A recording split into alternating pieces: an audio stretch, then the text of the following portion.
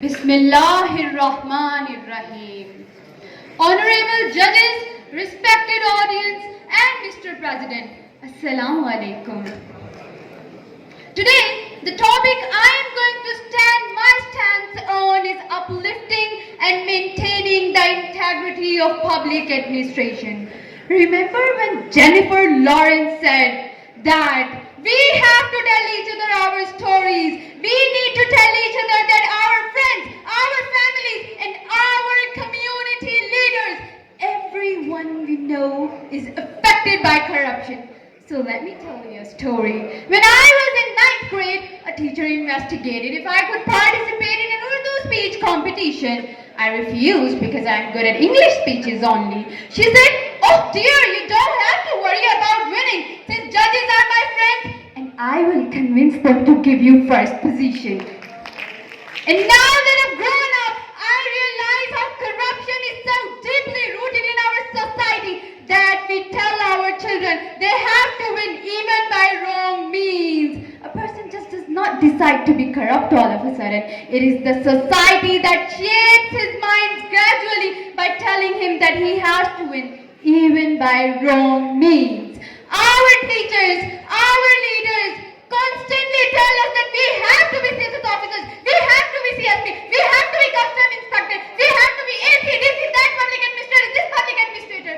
But no one tells us that we have to be dutiful as well. When these students turn out to be public administrators, they get obsessed with power, they spoil soccer fields, they corrupt power. After all, power does not corrupt people.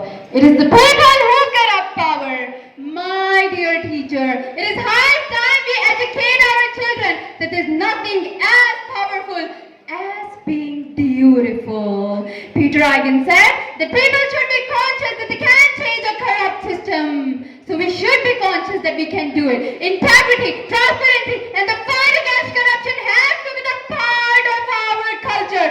They have to be taught as fundamental values. So let's teach our children that they have to be people of integrity and discipline, not power. Let's tell them that with power comes a great responsibility of being dutiful, and we have to be dutiful. Last but not the least, exploitation and poverty are never the reason of corruption. It is the least character that causes corruption, and we have to build our characters strong. At the end, I'd like to sum up my speech with a quote I love the most. People who are crazy enough to think that they can change the world are the ones who do it. So let's do it. My Lord, yes, we are the basic units who are participating in corruption in a very strong manner. We invisibly are cutting the roots of our country. We are destroying the country and making it uprooted from the very roots. I then went to the Quran, and there I read that what corruption is and who is performing corruption. I noticed that it's a circle all over the country. If we see, then we often blame that the corruption is performed by the white collars or by the government servants or by the people who are authorized, but not. I see that corruption is performed by everyone all over the Pakistan. If we see that to a poor person, he's performing corruption because he says that he wants to feed her child, so he have to take bribe, he have to perform corruption. But no, corruption did not need any cause. It never needs a cause, because we ever become corrupt, we ever takes bribe to maintain our own luxury.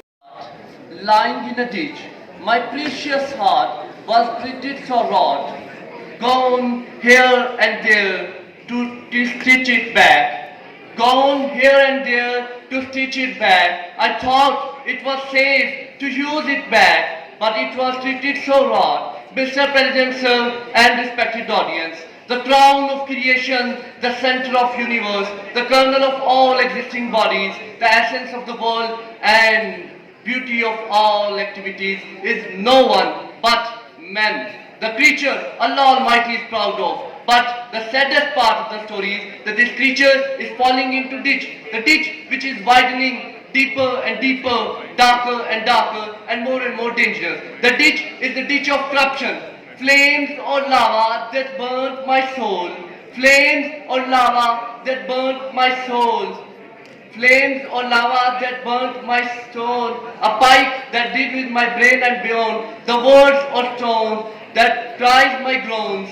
Mr. President, the topic suggests that it is a very comprehensive speech, that is, reducing the detrimental effects of corruption. Sir, on the very first glimpse of the picture, we come across the fact that corruption is attached to its detrimental effect. So let me talk on it first. Corruption weakens our root, squeezes blood from the veins of the nation, stigmatizes the honor of the country, plays havoc with the lives of the people, brings calamity to institutions, and causes decay in departments. Mr. President, we are amazed, rather shocked to know that the hand that should come forward to heal the wounds of others deforms itself by accepting low money for low purpose on low ground in low intention. Mr. President, pity is the case that corruption has become the norm of the day. Dishonesty is the best policy and survival of the richest is a code of life. Dear sir, let's see how can we reduce the detrimental effects of corruption. In fact, nothing can redeem this volcanic epidemic but fear of Allah, the sense of impending death, and realization of man's place in the universe. Sir, other than that, the imposition of law and order with a commitment may reduce the effect of this monster in the country. Moreover, justice to all and justice for all may reduce the effect of corruption. Mr. President, I request salaries and job opportunities should be increased in order to end corruption. Ethical counseling through education and social media should also be considered in this process. Mr. President, the topic suggests that we must have a thorough discussion on reducing the detrimental effects of corruption, not corruption itself. Let me dare to say that if I suggest a topic parallel to it, it may be as reducing the harmful effects of poison. Dear sir, if someone tastes a spoon of poison, how can we eliminate its effect? We cannot detach the effect from its cause. So to do this, we'll have to delete the cause. So the adverse effects of corruption can be minimized only if we are able to root out corruption from our society. At last, my audience, I don't define corruption only as a political activity. It is exercised by every single being sitting here on an individual level. We need to come together, form a unity, and eradicate the social evil from our society. Thank you very much. The innocents become the target. The criteria for education is not based on merit. Honesty gets you killed and dishonesty gets you what you want. The good are silenced and the bad are rewarded. Mr. President, the political system loses its stability when power is used for private advantage. From Jennifer Lawrence to Pope Francis, many of them have expressed their ideas on corruption and its devastating effects.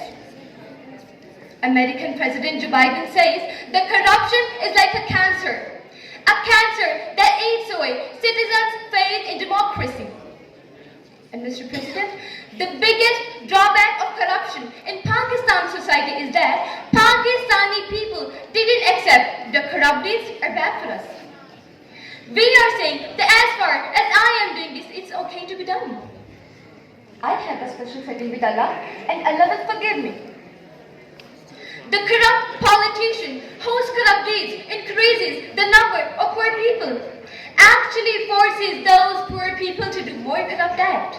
And thus, corruption becomes contagious, it becomes epidemic and widespread. Pope Francis said that corruption is paid by the poor. And then other beautiful quote on corruption that touches my heart says that corruption is worse than prostitution. And I can bet that each and every single person sitting in this hall has been affected and has affected someone with some sort of corruption. Because corruption is now the greatest evil of our society. And it has just become the problem of the problem these days. But every problem has a solution. But it depends on us then whether we want to solve it or not. It depends on us that we have to stand against this evil or in support of it. People should really need to start reporting the cases of corruption without any delay. All the government and non-government, private and public institutions should really need to be at one path and stand against corruption. And most importantly, self-accountability is a must to curb corruption. And Islam teaches us self-accountability in the best possible way. And last but not the least, nearness to Islam will help us to keep all of us away from this menace. Thank you so much for your time.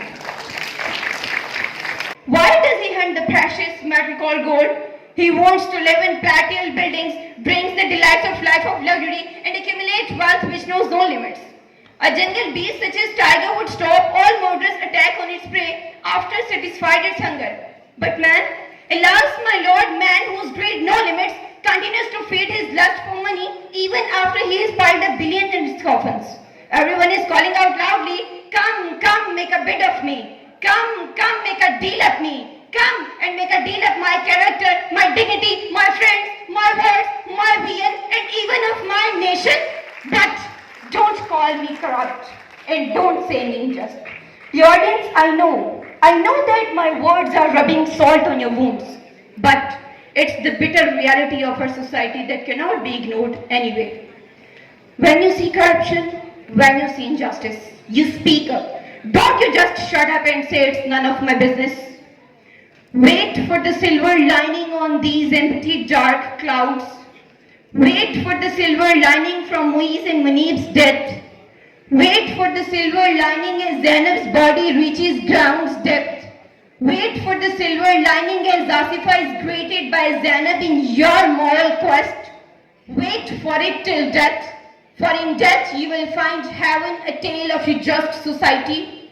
Truly told, dreams, promised, but nightmares we see. Every day, from the menace of your corruption, we attempt to flee. Every day, from the menace of your corruption. सरकारी इदारों से top करने वाले नौजवान जब corrupt mafias में बैठे अफसरान के सामने जाते हैं तो वो कहते हैं ये सीट तो 30 लाख में बिक चुकी है। अरे अगर बिक चुकी है तो मुझे कहने दीजिए, नसीहत रोज बिकती है, अकीदत रोज बिकती है।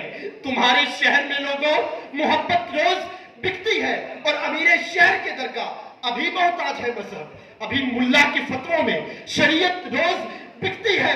हमारे खून को भी वो किसी दिन बेच डालेंगे। खरीदारों के झुरमुट में अदालत रोज बिकती है। खरीदारों के झुरमुट में अदालत रोज बिकती है। करप्शन नाम है नफ्स की गुलामी का, ज़हनी गदलेपन का, ख्वाहिशात की ताबेदारी का। इस्लाम के नाम पर हासिल करने वाला यह मुल्क जहाँ अदल इंसाफ का कयाम होना था, जहाँ महमूद और यास के एक सफ में खड़ा होना था, जहाँ रंगो नस्ल और जात पात के फर्क के बगैर निज़ाम तालीम और तदरीस और निज़ाम हुकूमत इक़्तिदार कायम होना था, वहाँ आज करप्शन का राज है।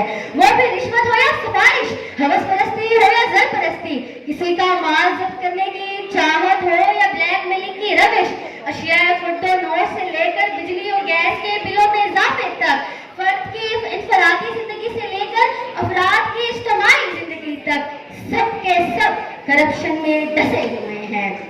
नहीं होती वहाँ रहमत खुदा की, नहीं होती वहाँ रहमत खुदा की, न मोहब्बत जहाँ सिद्क और सफा की। हुए रिश्वत के आगे सर निगो, हुए रिश्वत के आगे सर निगो, सब मिसालें दे रहे हैं करबला की, सब मिसालें दे रहे हैं करबला की।